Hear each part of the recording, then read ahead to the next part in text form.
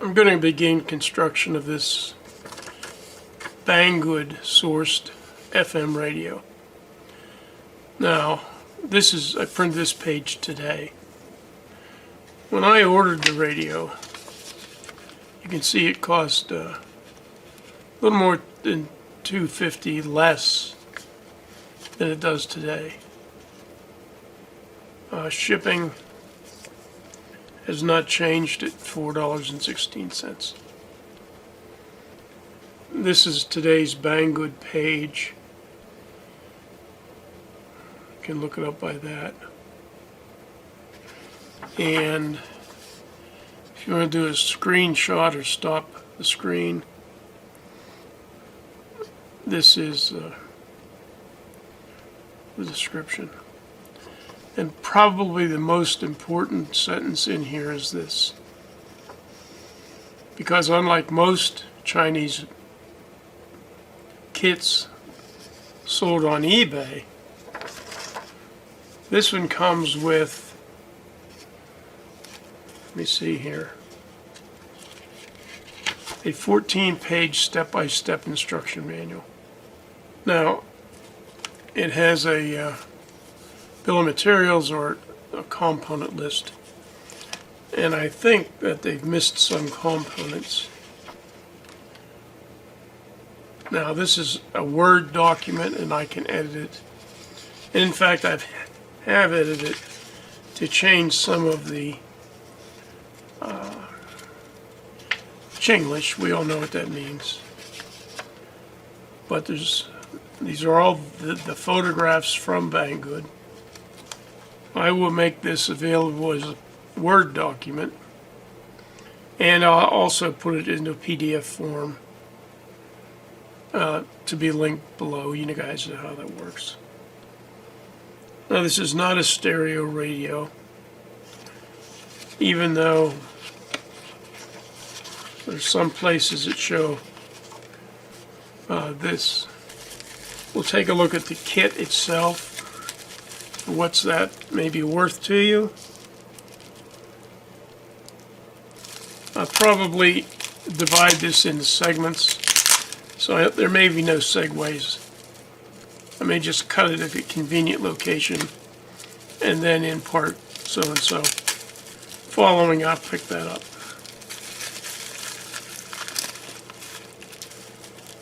Speaker. Now, I'm not going to unwrap the speaker because things will attach themselves to the speaker. And I don't need a bunch of debris. So I'm going to set this aside in a protected location. A lot of hardware.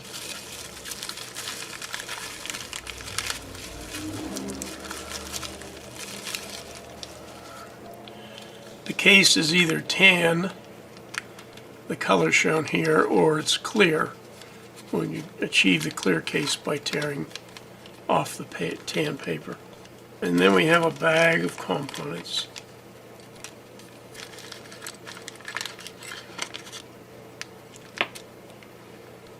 Now, as near as I can tell without having started the radio, everything is through hole, except for daughter board. It's not really surface mount, and I think it'll be the first thing we install, so we can look at how that works. I'm not going to dump them all out. What I intend to do is follow these instructions, and if I have a problem, I'll note that, and then we start the assembly sequence. First of all, familiarize yourself with the parts. The next thing they'll do is locate this daughter board.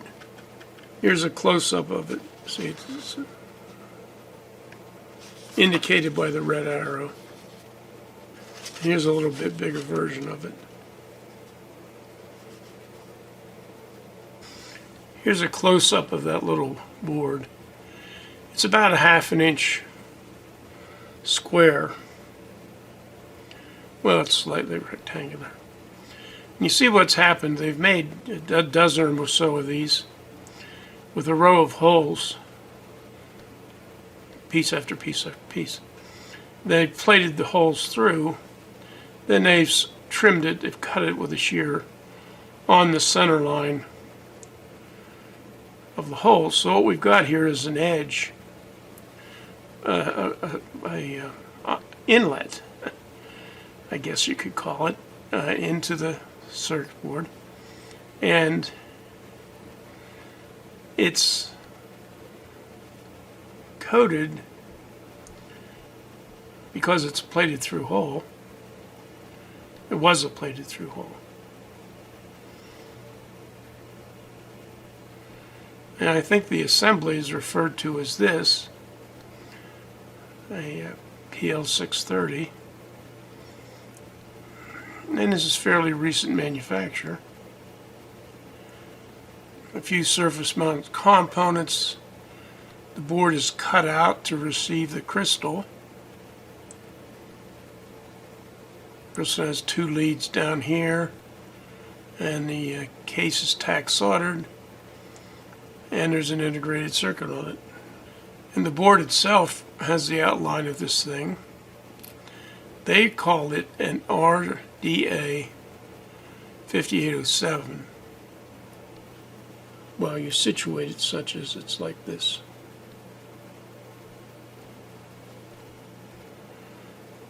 And then you just sort of, with an iron, tin it so that it's a blob, it's not really a blob, of solder. I'm going to hold it in place with the reverse acting tweezer, and the highest spot on the board is the crystal.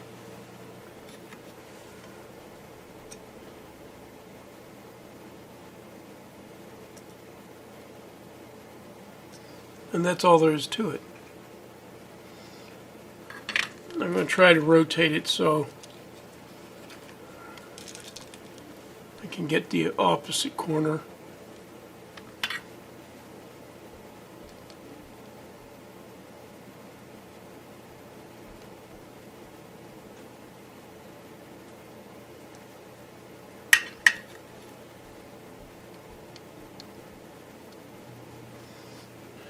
So there it is with 2 opposite corners soldered.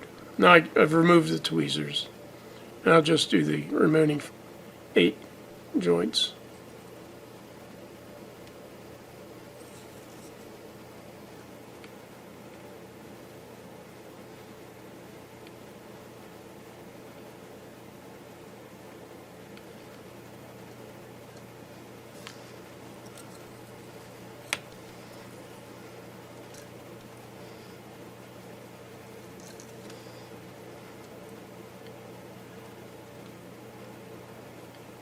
That would be the hardest thing to install. Now these reverse acting tweezers look like this. Unlike normal tweezers, they grasp when you take your hands off. And these are available on eBay. There is a version with a wooden board here, wooden sides. They don't seem to work as well as this. I don't know where I got this. And here's the radio module on the component list. So the next thing we're supposed to do is install the resistors. Now, it shows you where the resistors are, but of course it doesn't identify them.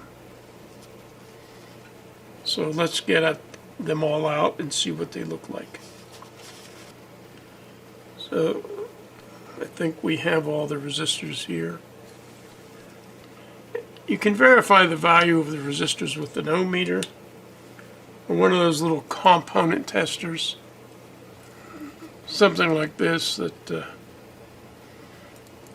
you can clip to the components. And these are about $13, $15. Nice to have on a bench, especially if you for capacitors. This is one that I use a lot. It's plugged in now. I think you can get this for less than 20 bucks. There's some open frame models, but this is does transistors, resistors, inductors, doesn't do any integrated circuits, although it looks like an IC socket. There are only 3 numbered terminals here. A couple of 1s, a couple of 3s, a couple of 2s. Any event,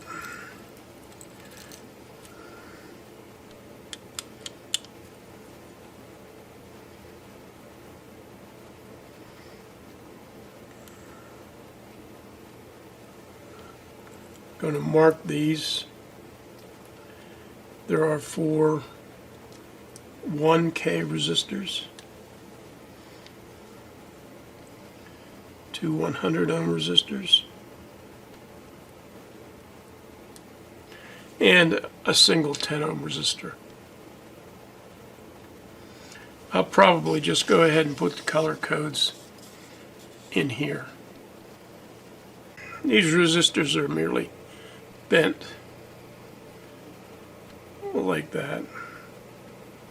This is the 10 ohm resistor, and it goes here. I like to mount them so the colors can be read this way or this way. Just dropped in the hole. The leads are bent on a little bit, and so on. So we have 4 1K resistors.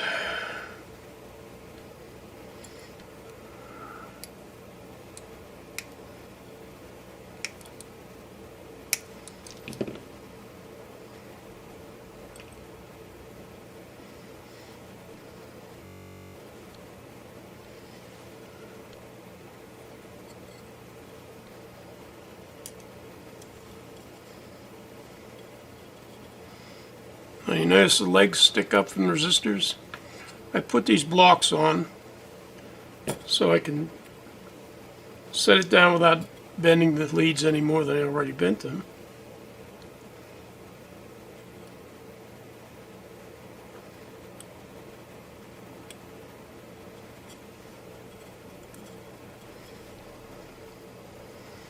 Just bend them enough that it won't fall back through.